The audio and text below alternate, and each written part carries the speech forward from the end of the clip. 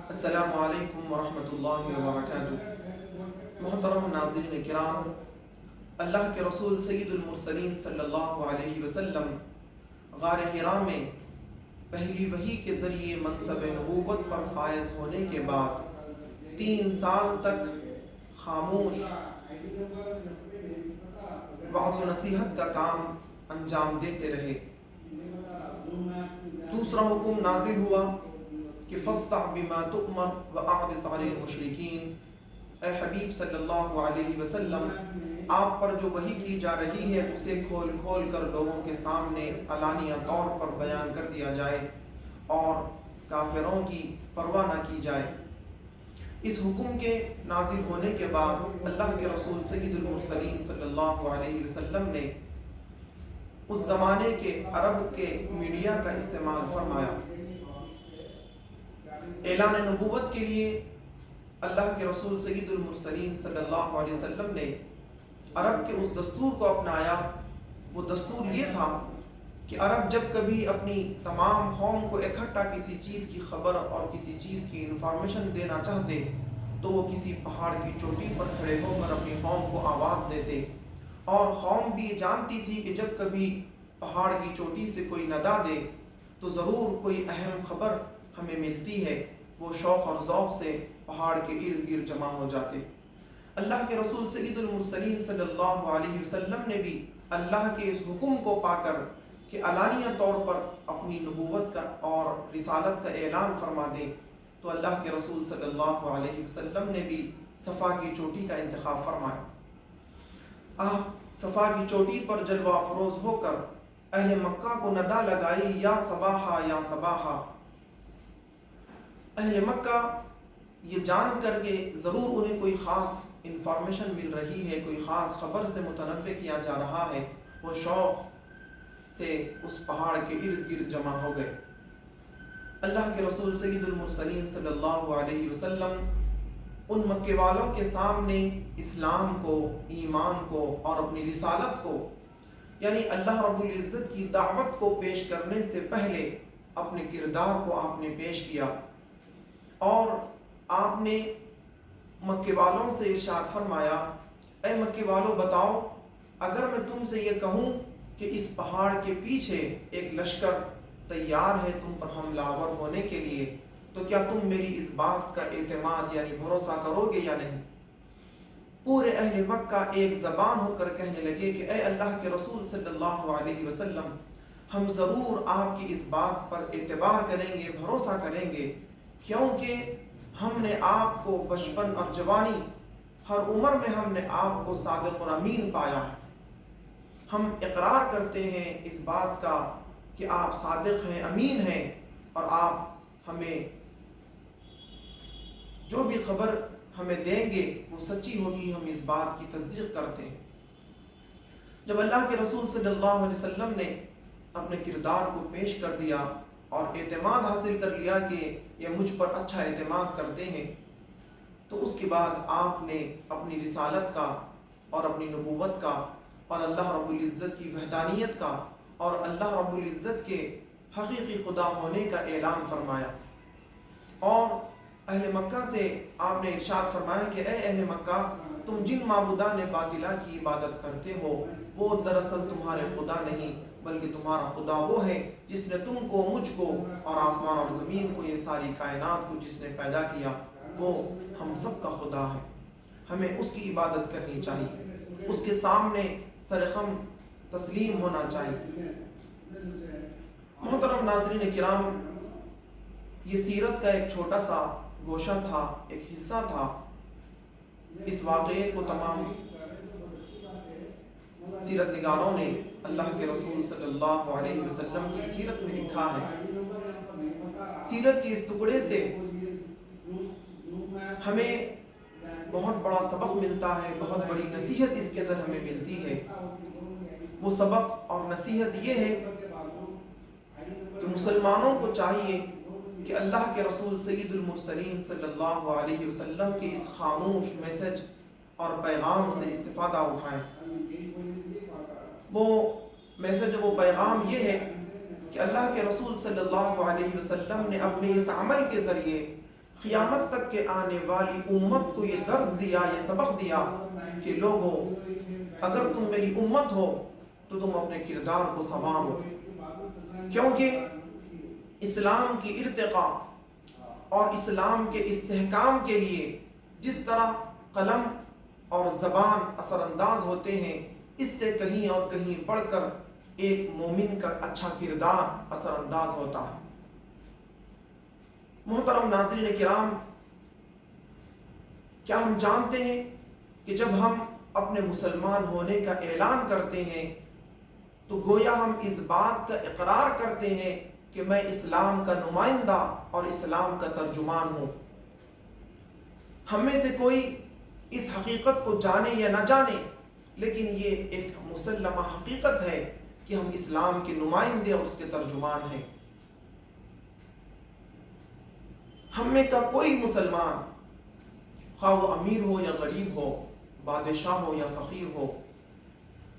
چھوٹی تجارت کرنے والا ہو یا بہت بڑا تاجر ہو، عرب ہو عجم ہو، کالا ہو گورا ہو، عورت ہو یا مرد ہو، نوجوان ہو، جوان ہو یا بوڑھا ہو، زندگی کے ہر گوشے میں، خواہ وہ زندگی کا کوئی گوشہ ہو، ہر گوشے میں ہم اسلام کے ترجمان اور اس کے نمائندے ہیں۔ اگر ہمارے کردار اچھا ہے تو ہماری مثال ایسی ہے کہ ہم خدا کی راہ میں بیٹھ کر بندگان خدا کو خدا کی طرف اور خدا کے دین کی طرف، دین اسلام کی طرف مائل کر رہے ہیں۔ اور اگر ہمارے کردار اچھے نہیں ہیں تو گویا ہم خدا کی راہ میں بیٹھ کر حق اور ہدایت کی طرف آنے والے بندگان خدا کو آنے سے روک رہے ہیں۔ ہمارا اچھا کردار اسلام کی چمکتی دیوار کو اور روشن اور منور کرے گا، اور ہمارے برے کردار، ہمارا برا کردار اسلام کی صاف ستھری شفاف چمکتی دیوار کے سامنے ایک بدنما بدبودار پردہ ہے۔ لوگ دیوار سے پہلے لوگوں کی سرسری نظر پردے پر ہی پڑتی ہے، اور اس کے ذریعے لوگ یہ اندازہ لگا لیتے ہیں کہ یہ اسلام ایسا ہی ہے۔ تو محترم ناظرین کرام، ہم اسلام کی چلتے پھرتے، اٹھتے بیٹھتے، سوتے جاگتے ہم اسلام کی ترجمانی کر رہے ہیں، اسلام کی نمائندگی کر رہے ہیں۔ جس طرح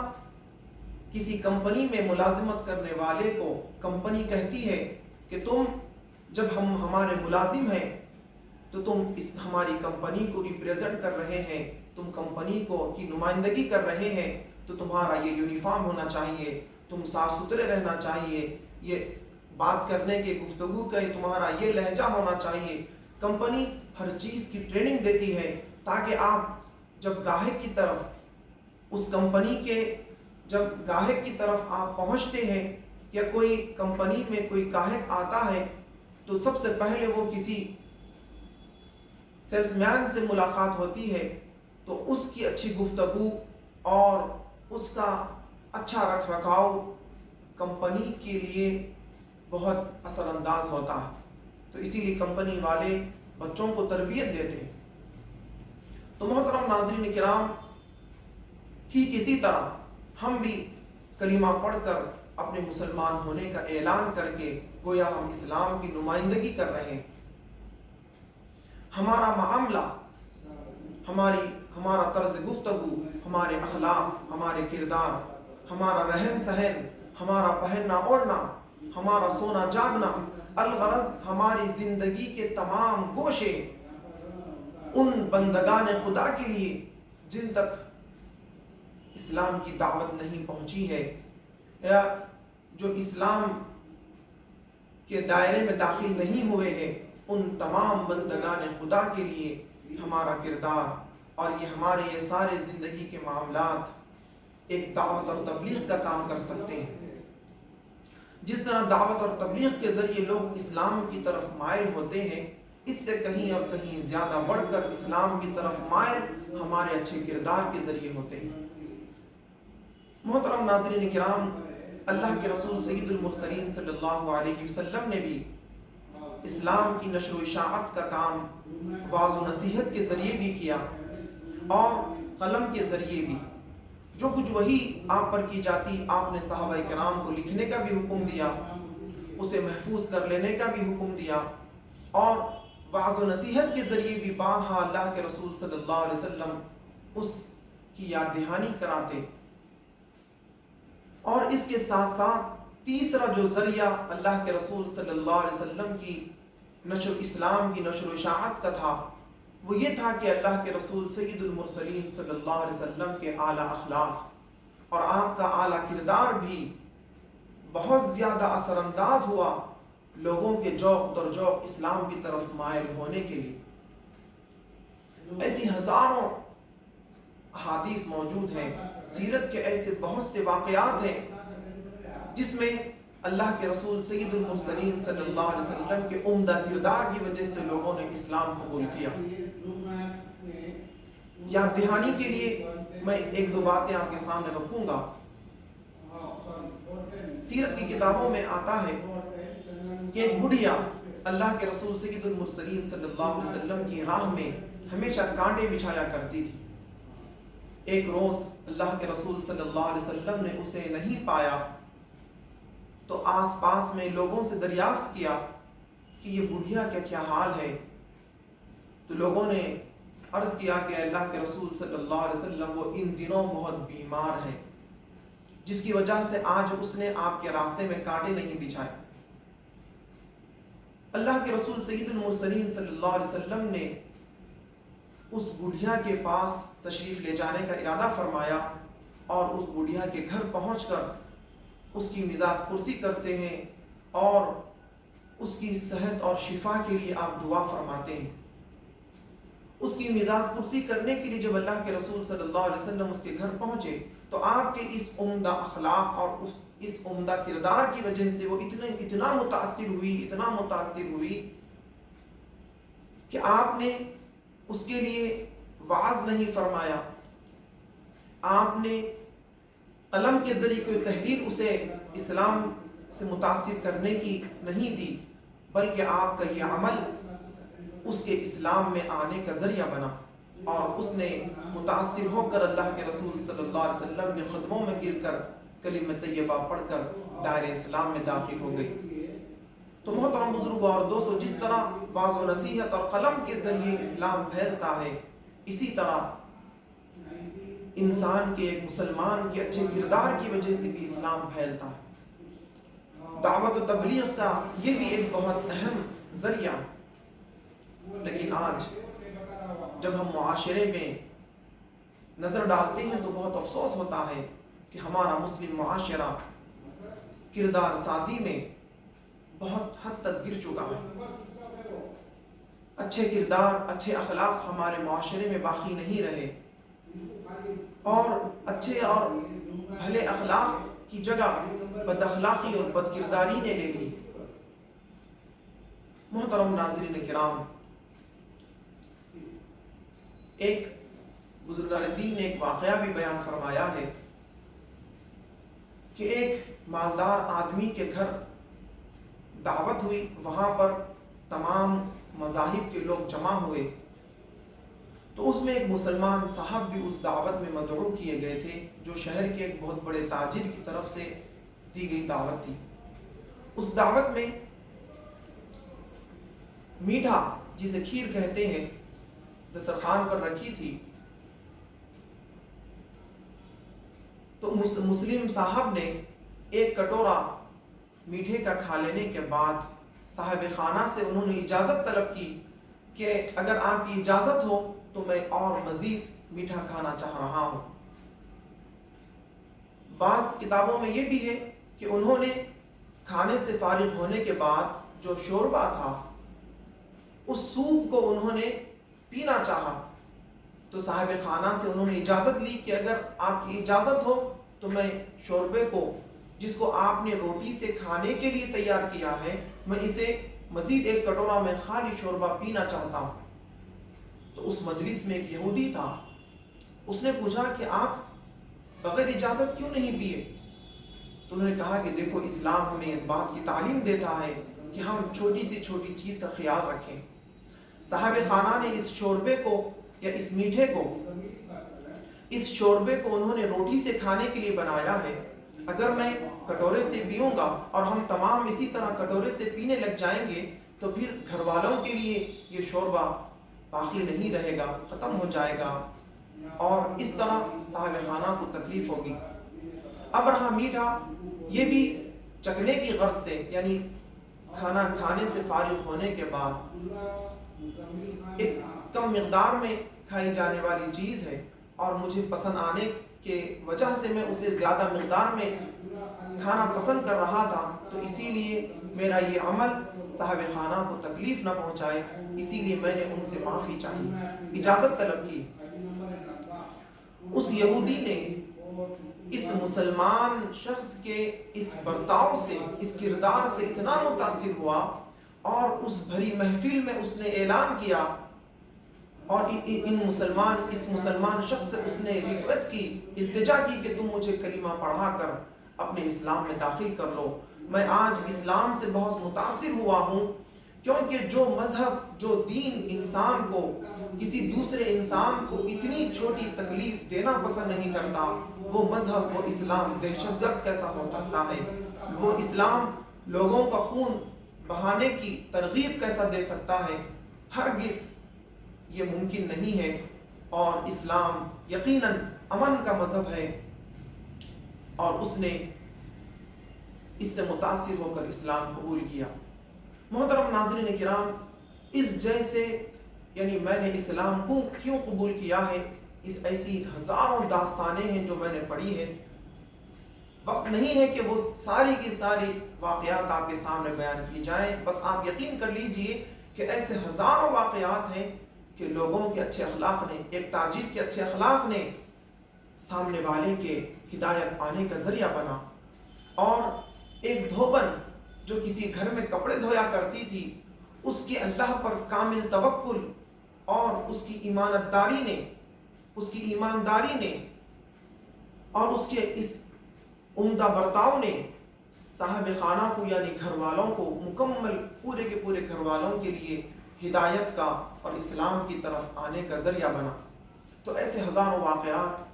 سیرت کی کتابوں میں صحابہ کرام، خود اللہ کے رسول صلی اللہ علیہ وسلم کے حوالے سے بھی موجود ہیں، اور موجودہ ماحول میں بھی ایسے بہت سے مسلمان ہیں جن کے اچھے کردار کی وجہ سے لوگ اسلام کی طرف مائل ہوئے ہیں۔ یہ بھی واقعات موجود ہیں۔ حاصل کلام یہ ہے کہ جب ہم کسی سے معاملہ کرتے ہیں، کسی سے گفتگو کرتے ہیں، اور کسی سے ہم کچھ بھی قسم کا معاملہ کرتے ہیں، تو یہ بات ذہن میں رکھیں کہ میرا ہر عمل، میرا ہر قول بندگان خدا کے لیے اور اسلام کی عظمت اور اس کی احترام کو لوگوں کے دلوں میں بٹھانے کا ذریعہ بھی بن سکتا ہے، اور اسلام سے، دین سے لوگوں کو متنفر کرنے کا ذریعہ بھی بن سکتا ہے۔ اگر میرا عمل اچھا ہوگا تو لوگ صرف میرے بارے میں رائے قائم نہیں کریں گے، اگر ہمارے کردار اچھے ہوں گے تو لوگ صرف ہمارے بارے میں رائے قائم نہیں کریں گے، بلکہ وہ ضرور اس شریعت اور اس دین کے بارے میں بھی اچھی رائے قائم کریں گے جس دین کو ہم فالو کرتے ہیں، جس دین کے ہم نمائندے اور جس دین کو ہم ریپریزنٹ کر رہے ہیں۔ تو محترم ناظرین کرام، آج ضرورت اس بات کی ہے کہ ہم اپنے کردار کو اچھے سے اچھا بنائیں، اور اسلام کی پھلنے پھولنے میں اور اسلام کی ارتقاء اور اس کے استحکام میں ہم اپنے اچھے کردار کے ذریعے ایک اچھا اور عمدہ رول نبھائیں، کیونکہ اللہ رب العزت نے ہم تمام کو دعوت و تبلیغ کا حکم دیا ہے، بلکہ حکم نہیں دیا، بلکہ اللہ رب العزت نے ہمیں خیر امت اسی وجہ سے بنایا ہے۔ قرآن مجید میں اللہ رب العزت ارشاد فرماتے ہیں، کنتم خیر امت، لوگوں تم بہترین امت ہو، کیوں بہترین امت ہو؟ خیر امت کا منصب تمہیں کس لیے دیا گیا؟ اخرجت للناس، کیونکہ تمہیں لوگوں کی بھلائی کے لیے نکالا گیا ہے. تأمرون بالمعروف وتنہون عن المنکر، تاکہ تم لوگوں کو امر بالمعروف اور نہی عن المنکر کرتے رہو، یعنی تم بھلائی کا حکم دیتے رہو اور برائی سے روکتے رہو. امر بالمعروف اور نہی عن المنکر یہ اسلام کی نشر و اشاعت کا یہ بھی ایک ذریعہ ہے، لیکن اس سے بڑا ذریعہ اچھا کردار بھی ہے. تو اچھے کردار کے ذریعے بھی ہم اسلام کے پھلنے پھولنے میں ہم ممد و معاون ثابت ہو سکتے ہیں، اور واعظ و نصیحت کے ذریعے بھی ہم اسلام کی نشر و اشاعت کر سکتے ہیں. اللہ رب العزت سے دعا ہے کہ اللہ رب العزت ہم تمام مسلمانوں کو اعلیٰ کردار اور اعلیٰ اخلاق کا مالک بنائے.